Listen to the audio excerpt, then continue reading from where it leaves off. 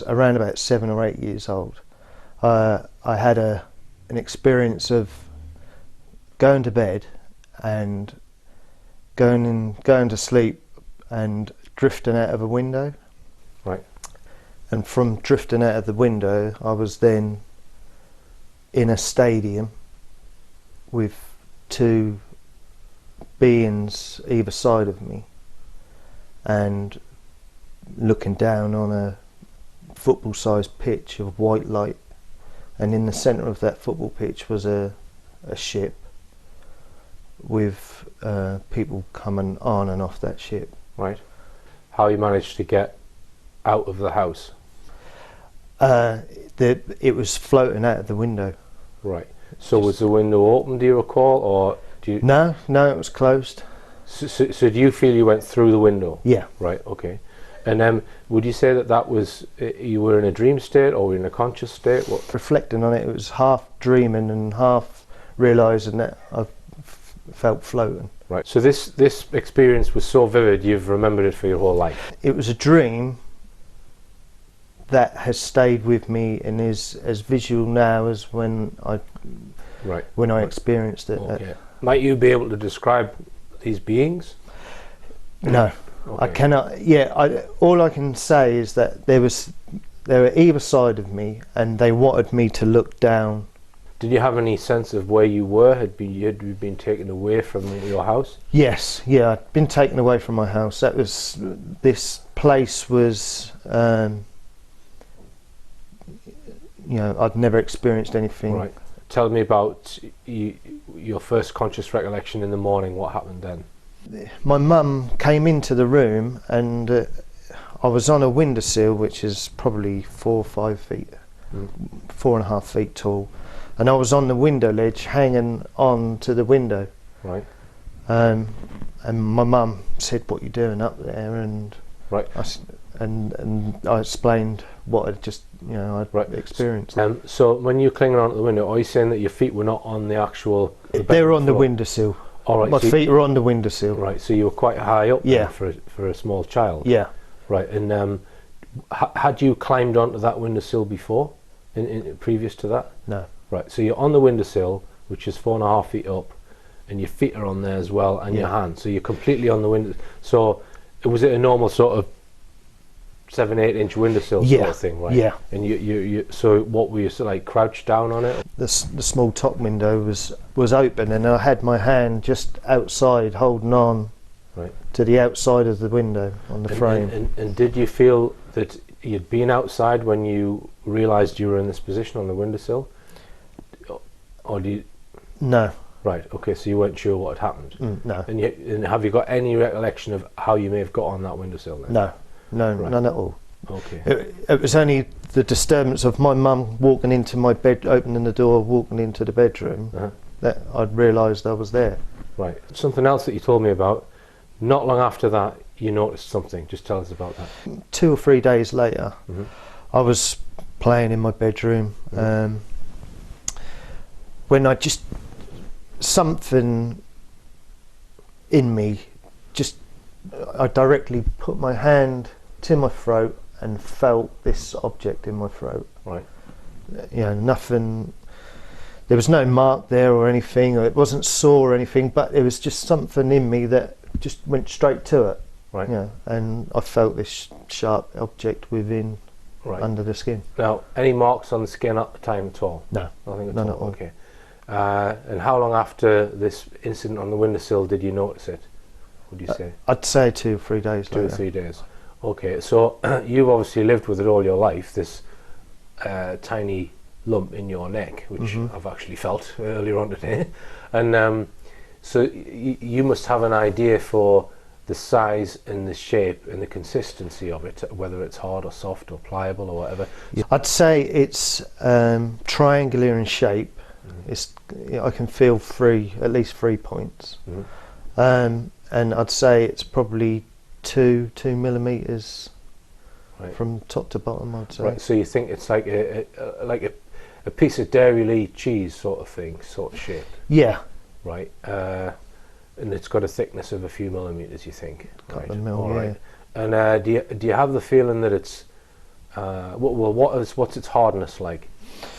I've squeezed it as hard as I can, and then I can. The nerves obviously round it that's hurt. Right. When I squeeze it as hard as I can, because I'm seeing if that will crumble or. Right. But it's stayed the same. Right, and so you think it's quite hard substance? It's a very hard substance. Right. Stone, metal, plastic, rubber, a bone. Would you be able to guess hazard? I'd say metal or stone. And now, do you have any sense of whether it's fixed or floating about of its own accord? It's fixed. You think it's fixed? It's fixed. So do you have a feeling that it's maybe attached? Yeah, I would imagine it's attached to... Okay. Our next question is, have you ever had a medical examination or any... You've not? No, I've not. Okay, and no x-rays or anything like that? No. It would be quite interesting to do that. Do you describe this experience as a UFO experience then? Yeah. Have you done any research into it? Have you read anyone else's account who claim to have been taken through things? I read Whitley Strieber's book of Communion and how he could float, out the window, and regarding that as well, when I read Communion, I was living at Rendlesham, and my daughter, who was only about 3 years old then, came up tottered over to me as I was, and that book has got an embossed face of an alien on the front. Yeah. And she came up and pointed at the picture and said, "Daddy, he comes in my room at night," and that knocked me back, because really, yeah. So you would like it removed then? I would, yeah. Right. And do you think it's performing any function? Do you have a feel for that? In the last 4 or 5 years, come to the realisation: why have I got that? Right. Am I being tracked? Or Roger Lear, he reckons that they're information gathering devices. So in other words, maybe your mood, your heart rate, your physical state, your mental state, if that's connected to your central nervous system, could be sending that information elsewhere. We are currently seeking to help Mark have this object surgically removed and analysed. If anyone knows a good surgeon, please let us know. It might be something mundane, but if we don't examine it, we'll never know for sure. In the rest of today's show, I will be looking at lone gunman incidents which have occurred in the UK and pointing out that I don't think these events happened as they are portrayed in our docile mainstream media. Enjoy the rest of the show. All right. Now, some of these incidents that we've had in the UK with Derrick Bird, Thomas Hamilton, Michael Ryan, where people have gone into a town and shot people for no apparent reason, these also fracture society, or at least the communities where they occurred. Now, I've put a question mark on there because I actually don't think any of these guys were lone gunmen. And I would recommend this book for starters. This is it's Neil Sanders' book. You may have seen Neil Sanders on my TV show. It's called Your Thoughts Are Not Your Own. And this book spells out MK Ultra techniques, techniques of hypnosis, psychotronics, all of the different techniques that intelligence agencies have used to control people's minds and make them do things completely against their will. All right? And I suspect there's some of that being going on with these cases. Michael Ryan, people who witnessed Michael Ryan on his killing spree in 1987 said that he had a complete blank expression on his face. And his mother tried to stop him when he was halfway through his killing spree of killing 16 people, and he just shot his mother in cold blood. And then later on, after he barricaded himself into a school, he was expressing concern about his mother. It was as if he'd come out of a trance. Thomas Hamilton, this is the Dunblane Massacre. I recommend this book by Sandra Utley. This book will get you close to the truth about what happened in Dunblane. Hamilton allegedly killed 16 children and then a school teacher and then himself. Now, if you read this book and the evidence that it uncovers, you'll realise that Hamilton didn't kill himself, right? And once you understand that, you realise that his killer has never been named or uncovered, right? Now, you would have thought if someone had killed someone in the act of trying to kill children, they would have been made a hero, but we've never heard who that person is. So it's my opinion that Hamilton was in some way steered to do what he did, because Hamilton ran boys' clubs and he had a lot of videos and photographs of semi-naked boys that he was sharing with a lot of police officers in Central Scotland Police, and he was regularly writing letters to MPs and some of the chiefs of police in central Scotland. So he had a lot of dirt on a lot of people. So it's possible that there are people who wanted to get rid of him. I think he was manipulated somehow. Maybe mind control, I don't know. But there's huge question marks over what happened at that school. And of course, we haven't got all of the records of what happened, because they actually, some of the evidence that was in the inquiry, there was a secrecy order put on it for 100 years. So there's a whole shelf of evidence that no one's seen that's been locked away for 100 years. And that includes some of the autopsy reports. And part of, I believe, part of Hamilton's autopsy reports, which shows that he had 2 fatal gunshot wounds. So he couldn't possibly have killed himself. So there's massive question mark over the Thomas Hamilton incident. Now, one of these cases that I've done quite a lot of digging on is the next one. This is Derrick Bird, 2010. Taxi driver who allegedly one morning wakes up, glorious sunny day, 2nd of June, kills his twin brother, kills his solicitor, and then goes and randomly kills 10 more people and allegedly kills himself. Now, back in 2010 when this happened, what I did was I just looked at his list of victims to see if any of them stood out as perhaps having a motive. And one of them I did find a potential motive, right? This is Kevin Commons, who was a solicitor. Right, this is Kevin Commons, who was a solicitor. He was a top solicitor, ran his own practice in Cumbria. 6 months prior to the shootings, there was Cumbrian floods. Now, people were saying that these floods were caused by the water company, right? Because the rainfall was not unprecedented, apparently. And there's a particular reservoir called a Thirlmere Reservoir, which they'd been overfilling, allegedly, right? And that exacerbated the floods. This is what Kevin Commons' law firm was saying, and it was suing United Utilities, the water company, alleging that they caused the floods. Now, you're talking thousands of houses, each with £10,000–20,000 worth of damage. A police officer died in these floods. So you're talking a huge legal case. And if you read articles such as this one, they're pretty convincing that perhaps this water company was negligent and exacerbated these floods. This is Marcus Nixon, who continued the legal action against United Utilities after Kevin Commons had been murdered by Derrick Bird, and I did speak to him briefly. I'll mention that in a second. So what made me suspicious was this article, because the 2 leading figures at United Utilities both stepped down shortly after Derrick Bird went on his killing spree. And I just thought that was a bit of a coincidence. This article says that United Utilities dismissed the claim that their chief executive, Philip Green, is considering stepping down. And you can see the date on there. It's the 24th, so it's a week before Derrick Bird's killing spree. The main guy is going to step down. It says that dismissed claim, but he did step down not long after. And the managing director, Charlie Cornish, also stepped down in June of 2010. So the 2 main guys stepped down round about the time of the Derrick Bird incident. This is Philip Green, the chief executive, who stepped down with David Cameron. He's got some very powerful friends. He used to be the director and chief operating officer at Reuters. So the point I'm making is, if Kevin Commons' legal action had been successful, this guy, chief exec of United Utilities, probably would have been in prison. Right? Probably. Because the police officer died in those floods, and if they'd been found negligent, he's the top guy, so he's the one who would get the blame. I'm not saying that he had anything to do with what happened with Derrick Bird. I'm saying that, this guy would have ended up in prison had Kevin Commons' legal action been successful. So I just thought, well, perhaps Derrick Bird's been mind-controlled, as set out in this book by Neil Saunders, that it's possible to make people do things against their wishes. And I looked no more into it. I didn't actually look at CCTV evidence or any physical evidence on the day. I just thought that maybe the guy, I didn't question whether he had actually killed these people.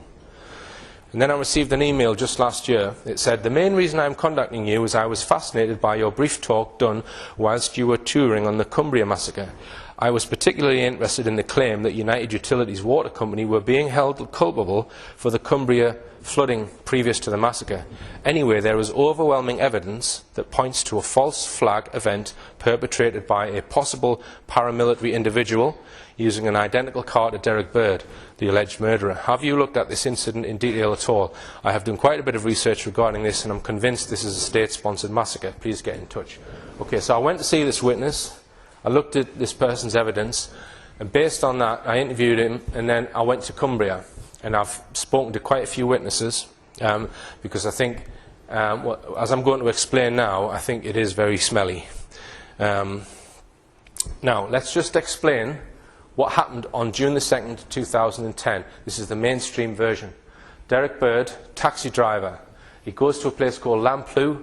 He goes into his twin brother's house and murders him in cold blood. Right? This is at 5 o'clock in the morning. He then goes to his solicitor's house at 10:20 in the morning. So there's over a 5-hour gap between these two murders. And I'll come back to why I think that might be the case. He then drives straight into Whitehaven where he pulls up at a taxi rank, he kills a taxi driver, shoots another taxi driver, and shoots 2 more taxi drivers, and then makes his way to Egremont where he kills a few people there. He's mainly shooting people out of his window. He's stopping his cab, asking them to come over for the time and that kind of thing, and then just shooting them. He then goes to Seascale, kills 3 people there, he kills 12 people in total, injures 11 I think, drives into the woods, dumps his car, and then goes into the woods and allegedly shoots himself. So that's the official story. Now you would imagine that there's mountains of witness testimony, and there is, but there are problems with it. There were, I think, around about 90 people gave statements or were cross-examined at the inquest. This is first-hand witnesses who saw what happened.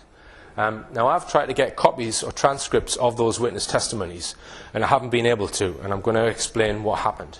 So I've been relying on mainstream media articles. Now the problem with all of the mainstream media articles of witness statements, and there's lots of witness statements of people who allegedly saw the gunman doing his dirty deeds all the way around here, right? None of them ask the witness what the gunman looked like. It's assumed right from word go that it was Derrick Bird. So it's as if they don't need a description of the criminal, of the gunman. So you don't get any descriptions. So that's a major problem, which is why we need the initial statements. Now, you would imagine also there'll be mountains of CCTV, because this is a very busy town with CCTV cameras all over the place. And he actually got out of his car when he shot at one of the taxi drivers. But they've put out a tiny amount of CCTV, and the CCTV that they have put out shows a major anomaly, which I'm going to explain to you in a second. This is an article from the Daily Express, and it says, images recorded by a surveillance camera are understood to show in high definition the exact moment Bird pumps bullets into the head of his 43-year-old colleague. The footage is so horrific it can never be shown to the public, say police. So they're saying they have got high definition images showing Derrick Bird with his gun, right? But there's no images of Derrick Bird with a gun that I've been able to find. Not one CCTV or still image, either before the incident or during the incident. Show me an image of Derrick Bird with a gun and I might believe he shot someone.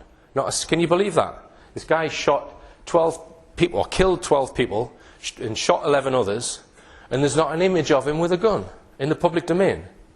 This is the only image they've actually put out. It's a CCTV clip where he drives along, he's fleeing the taxi rank for the first time here after he's allegedly just shot one taxi driver. This is all they've given us. Right? Now, I don't think that shows a gun, and I don't think you can make out who's in that vehicle. The only image I have been able to find which allegedly shows Derrick Bird with a gun. Right? Why can't they show us those high definition images that they described and just blur out the victim? We've got no image of him in the street with a gun. Now, the CCTV images that they have released, I'm just going to go through some of them. This is him at 6 minutes past 5 in the morning in Frizzington, allegedly staking out Kevin Commons, who was his second victim. This is Derrick Bird's car here. It's a Citroen Picasso. Now, I'm just going to run through what happened in Whitehaven. So, he shot his twin brother at 5 in the morning, 20 past 10, he shot his solicitor in another village, he's driven into Whitehaven. Now, he drives into Whitehaven, he stops his car, winds the window down, he calls over down Rocastle, pumps 2 bullets into him, he dies. He then moves his car about 15-20 feet further forward, jumps out the car, and he runs up the street where he pursues another taxi driver and he shoots him, right? He survives, Don Reed. He then gets back in his car, he drives off, and he drives right the way around the town centre in a big square, and he comes back past the same taxi rank, okay? This time, he just pumps 2 bullets into the side of a building, and some CCTV from that incident has been released, because you see all of the people duck. But he doesn't kill anyone or hit anyone in that incident, just 2 bullets into the side of the hairdressers. He then speeds off. He goes round a corner where he stops at some traffic lights. We all stop at traffic lights when we just killed someone. Anyway, supposedly another taxi driver, he calls over, comes to the window, shoots him, Paul Wilson. He survives, just gets scratched on the cheek, which is unusual. He actually says in his statement that he thought he'd been shot with a blank. And a blank can cause some damage if you... So he supposedly shot him at point blank range and he survived with just a scratch. Anyway, he then goes on to another part of Whitehaven where he shoots at another taxi driver and the passenger. He then goes off to Egremont and the other places. Okay, so this is him, and you can check all of these images on CCTV, on BBC website and on Whitehaven News websites. They've all been released.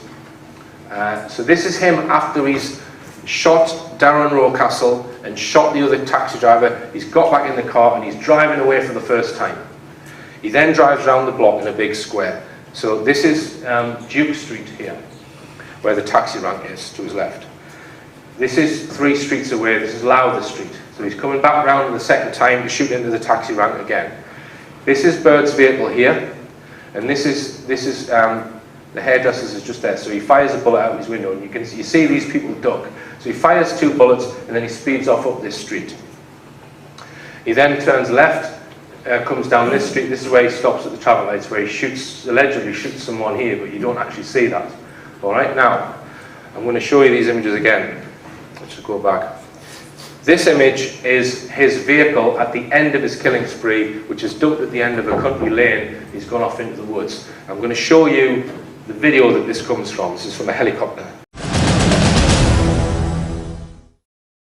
Derrick Bird's few hours of carnage ended near here. What made him start the shootings that ended with 12 people, 13 including himself, dead? See there, that's a taxi sign on top of his car, okay? Because it was a taxi, allegedly. Now, this is, as I said, this is after he's shot at Darren Rocastle. You can see there's clearly something on the top of his car, looks like a taxi sign. And I think they're the same thing, because you've got a little yellow arm or something there to the side, the vehicle's the other way around, you can see. I think they're probably the same vehicle. Now, and I think it's something like that what we're looking at. Now, if we just summarise these images that I've just showed you, 6 minutes past 5 in the morning, there's no taxi sign on top of the car. Then we've got 10:32 taxi sign on top of the car. 2 streets or 3 streets later, a minute later, no taxi sign.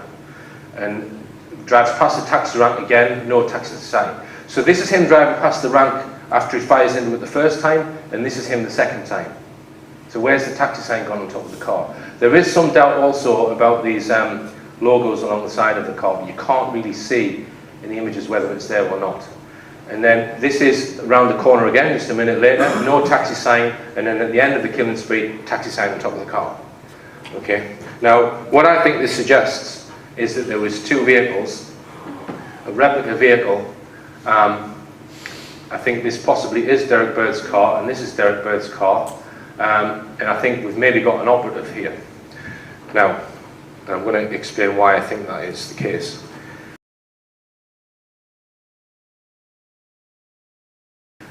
When the killer reaches C scale, he kills 3 people. The second person who he kills is called Michael Pike, which was witnessed by a 10-year-old boy and his mother, and they got a very clear view of the gunman and what happened.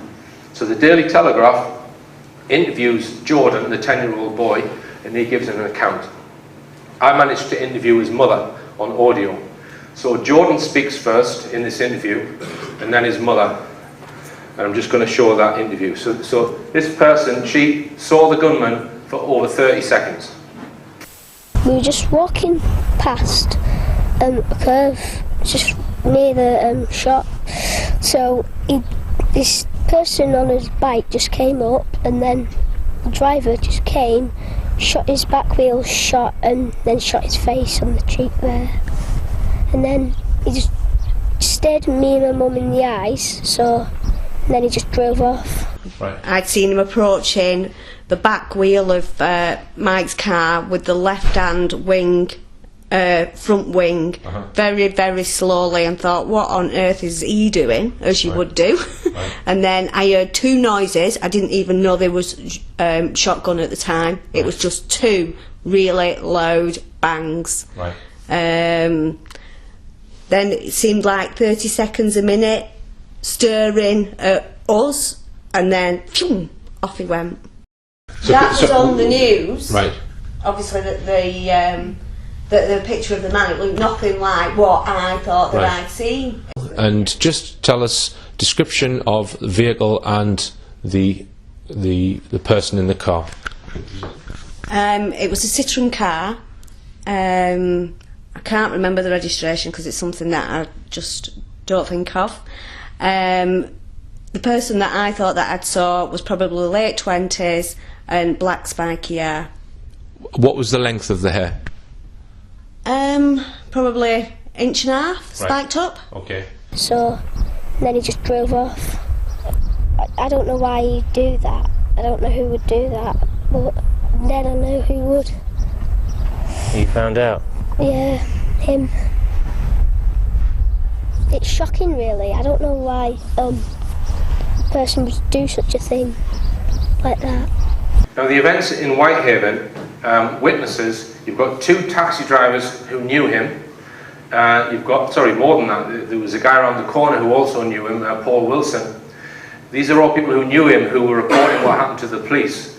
The woman in the sandwich shop didn't know his name, but knew him by face, knew how old he was. So these people are all giving descriptions to the police, right? This went out on air quite early and was not repeated, this particular report. It's just gone 12:30. Time for a summary of the news with Heather Wainwright. There are unconfirmed reports that 2 people have died in a shooting incident in West Cumbria. Armed police are looking for a man said to be in his 30s with a shaven head, driving a dark grey or silver Citroen Picasso. The registration ND55ZFC. So how can they get that so wrong in his 30s when all the people who knew him when he first pulls up to the taxi rank? Now, that clip there, Channel 4 made a documentary all about these killings, and they actually played this radio broadcast, but they cut out the bit where it says in his 30s. They cut that out. Now, if they're not trying to hide anything and they're just wanting to produce a report on what actually happened, why do they need to cut that out? All right, now, I'm not sure, from this, I'm not sure whether Derrick Bird killed all of them, one of them, or none of them. I don't know. I suspect from this evidence that there was a second vehicle involved.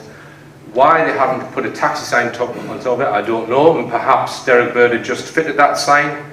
I'm not sure. But it also looks as though there's possibly an operative involved, at least in C-scale. So I wanted to get all of the witness statements, right from the first witness to the last. So I contacted the coroner. And I said I would like to obtain copies of the court transcript and the coroner's report for the Cumbrian shootings case involving Derrick Bird. They then came back to me and said, can you give me some more information, please? Can you give me more details about yourself and tell me what is your interest in the case? I said, well, as far as I'm aware, I thought the reports should be available to the public, and as far as I'm aware, there's no need for me to divulge information to the coroner about who I am. Okay, so they then came back to me and said, well, only interested persons as defined in the Coroner's Act and the relevant rules are entitled to request notes of evidence from inquest proceedings. There is no general right for the public to have copies. It was for that reason that the coroner asked what your interest in the case was. So I then said, right, okay, well, my interest in the case is to find out an accurate timeline of events so that we can create an accurate documentary film we are involved in producing for television. All of the information publicly available is second-hand and therefore not necessarily accurate. The coroner's report will be used so we can be sure of the facts in our TV documentary. So the coroner then comes back to me and asks me a whole load of questions. Dear Mrs. Hall, to enable me to further consider your request, I shall need more details. Your address, your role in the preparation of the documentary, who has commissioned the programme, the producer, where it is proposed to be aired, which TV channels, the scope of the programme, are any of the victims actively participating? What exactly are you seeking? David Roberts, Her Majesty's Coroner. So he's clearly considering giving me information, otherwise he wouldn't be asking those questions, right? He's wanting to know who's making this documentary. Is it the BBC? So I answer all of his questions. There are the answers that I've given him, perfectly honest answers. And I've said to him that we are seeking to produce an accurate film about what happened that day and also why it may have happened. In order to get the facts as accurate as possible, a copy of the coroner's report or transcript is something we need in order to check what we have discovered so far is accurate and to see if there is anything we have missed in our interpretation of events. Now, he could have given me those documents from the coroner, from the inquest, and said, okay, I'm going to give you them, but don't release them on the internet. If you're going to use any quotes from them, can you have it approved by me? So he could have put conditions on there, knowing that all I'm trying to do is represent the truth. But what did he do? He wrote to me and said, having considered the matter and the issues involved, I do not consider that you are a proper person within the meaning of Regulation 27. What? What has he talked about? I'm not a proper person, right? So I thought, well, let's have a look at Regulation 27. And it says in Regulation 27, the coroner may provide any document or copy of any document to any person who, in the opinion of the coroner, is a proper person to have possession of it. So there's no actual rule on who can and who can't have the documents. It's just whether the coroner thinks you're a proper person. So there it is on official royal crested letter-headed paper, Richard D. Hall is not a proper person. So I'm going to get the t-shirt printed tomorrow.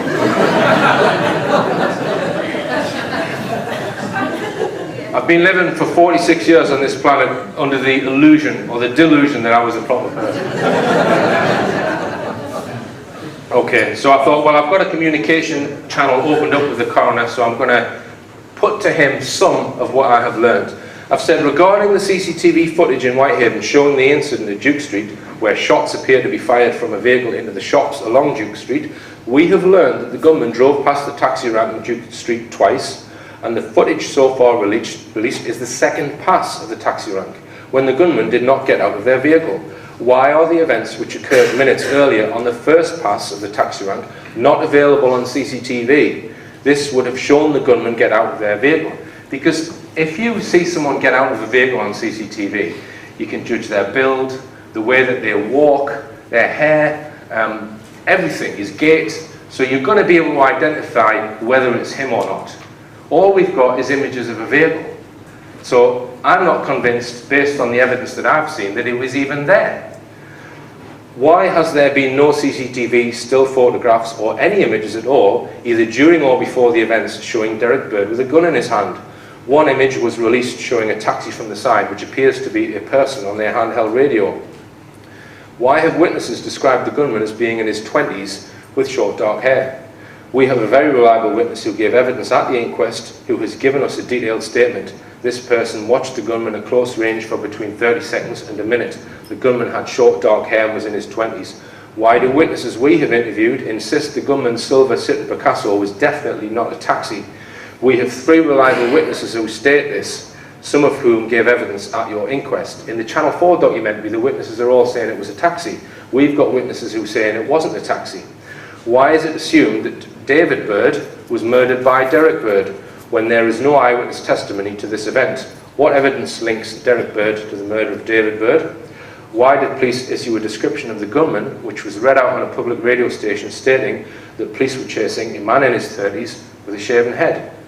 And why does the vehicle, which was recovered in the woods, which is alleged to belong to the gunman, appear to have a taxi sign on the roof, when the gunman's vehicle, in all but one CCTV image, has no taxi sign on the roof? Finally, were any of these points raised at the inquest? So he then comes back to me and just says, coroners cannot enter into correspondence answering the type of questions you raise. Suffice to say, there was a huge investigation into the facts relating to these cases. All relevant evidence was before the jury, which they heard over a period of 4 weeks. Well, I wouldn't quite agree with him, because in an inquest, the coroner decides everything that the jury's going to see. It's not like a trial where you've got someone sticking up for Derrick Bird who can insist certain things, and you've got two sides. Both sides can submit evidence. He decides everything that the jury sees. So if there's certain evidence which isn't quite as palatable for their story, he could quite easily leave that out. Now, I mentioned a potential motive as to why someone might want to get rid of Kevin Commons, who was the second person killed by Derrick Bird, and it's to do with the Cumbrian floods. And people have said to me, well, that seems a bit extreme, Richard, killing all of those people just to cover up the murder of a solicitor. Why didn't they just bump him off? And I agree with that. I think it does seem a bit severe, but maybe there was more than one reason why these killings occurred. Now, I mentioned Marcus Nixon, who took over the legal action from Kevin Commons when he was murdered, and I rang Marcus Nixon. Now, he did move law firms. He works for a different law firm now, can't remember the name of it, but he continued to pursue the legal action against United Utilities with this other law firm. And I rang him, I think it was November last year, and he told me that that legal action had recently been dropped against United Utilities. All right? But one thing he didn't tell me was that he had been under investigation for fraud just last summer. Now, this guy is a successful medical negligence lawyer, probably got a bob or two. I think it's unlikely that he'll be doing false accounting. So I think these charges could be trumped up, right? So perhaps, and I'm only saying perhaps here, this is a way of getting him off this case. And the person who took over from Kevin Commons solicitors, a guy called Timothy Frost, he died a few weeks back of an extremely rare brain tumour. Just pointing that out. Don't know if it's relevant.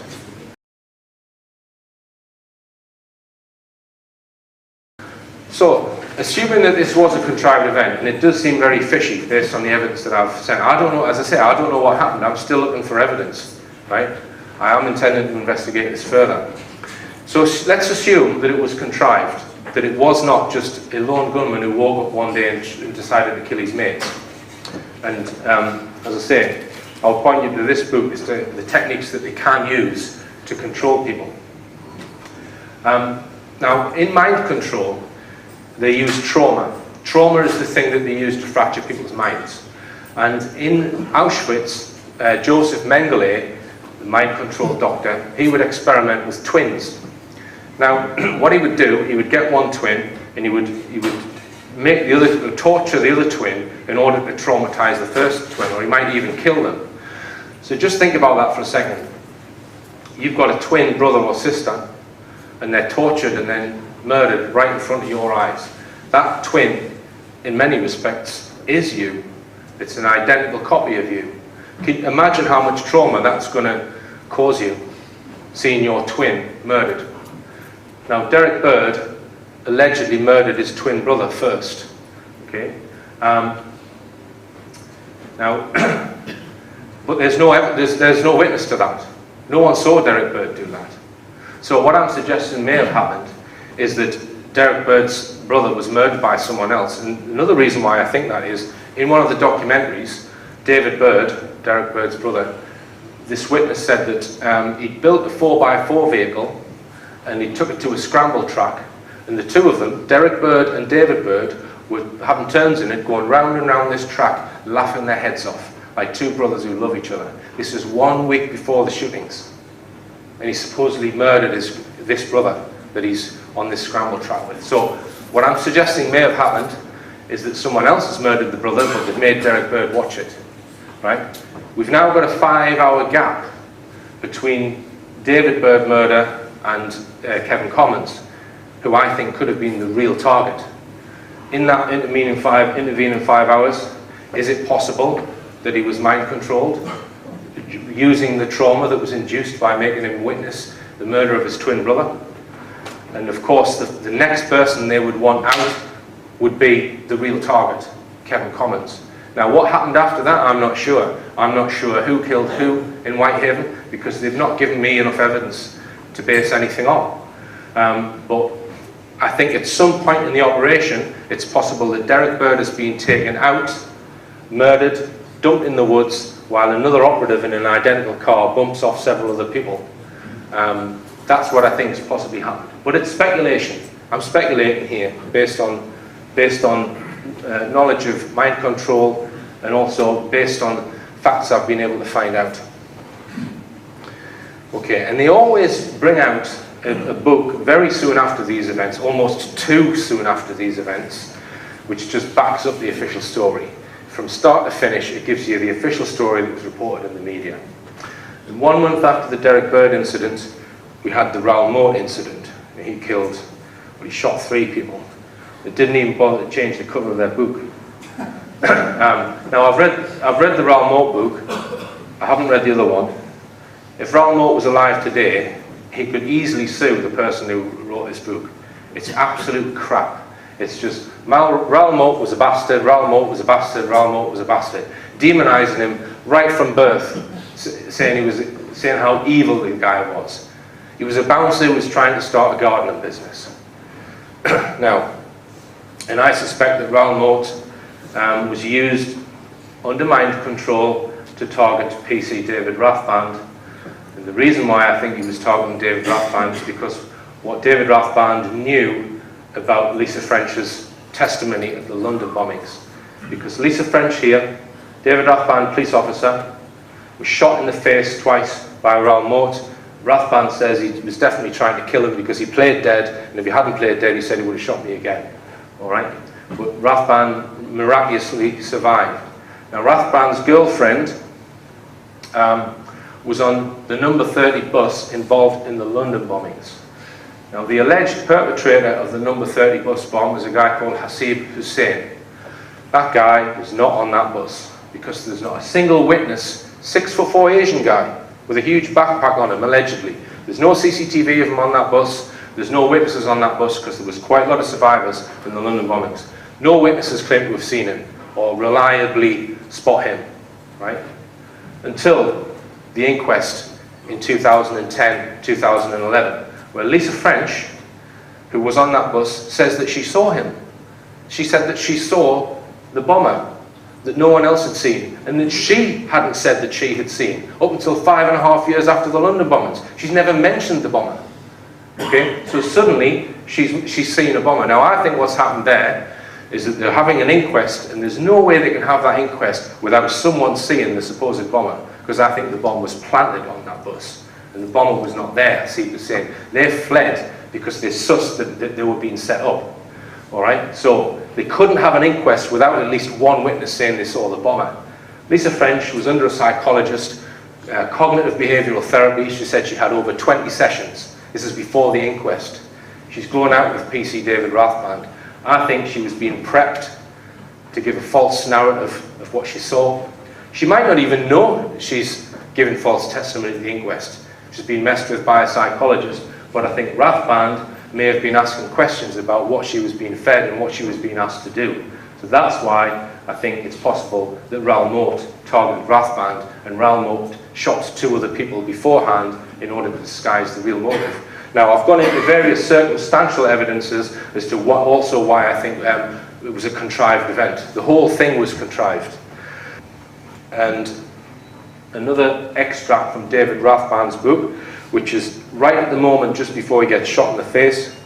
He's describing Raoul Moat here. He says, "He was alone. His eyes told me that story. He never blinked and he never quivered. There wasn't a moment of doubt in his actions, nor an ounce of emotion." All right, so let's just look at some of these lone gunmen and put what I think are probably the real reasons why they did what they did. I think the Michael Ryan event might have been about gun control because they banned all semi-automatic weapons in the UK.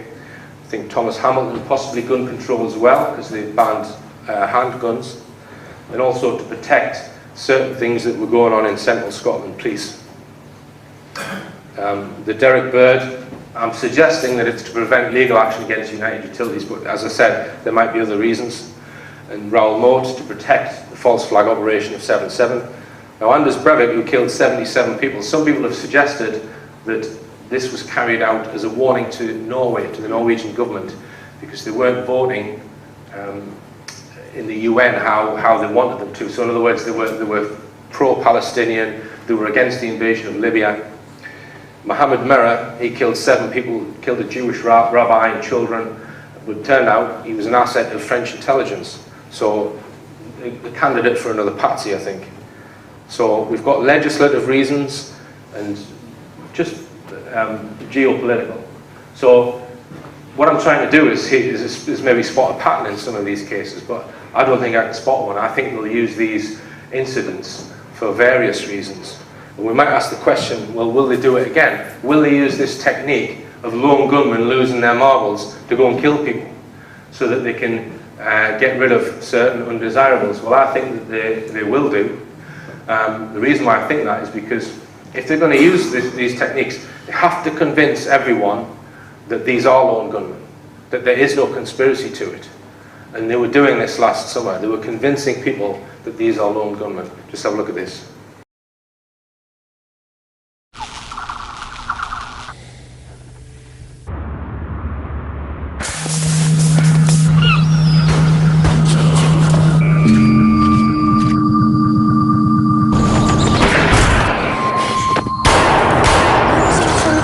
There's something I think you should see. 15 by gunman Stephen Morton in Southcliffe earlier today. This place. You know the people. Reel them in. Kept himself to himself. Stop wasting your time looking for answers. Didn't anybody read the signs? There weren't any signs. Yeah, nobody ever sees anything in Southcliffe, do they? I feel tired, Claire. Yeah, me too. What if we did something that caused him to do what he did? Anna! He's dead! She is not coming back.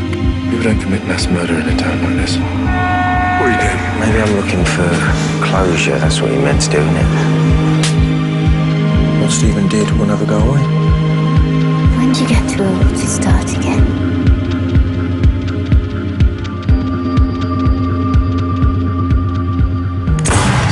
Southcliffe, it's not that kind of place, is it? It is now. So, in my opinion, their dramas are being used for purposes of propaganda just as much as the documentaries that I showed you earlier. Okay, and just to finish part 1 with this phrase, it's easier to fool people than to convince them that they've been fooled. Now, after the break, we'll have a 15-20 minute break now. I'm going to talk about the historians Wilson and Blackett and an archaeological find which has been discovered in Glendifiath, just north of here. And we're also going to talk about my new film. But put the lights on now, we'll have a 15-minute break. Thanks for listening to part 1.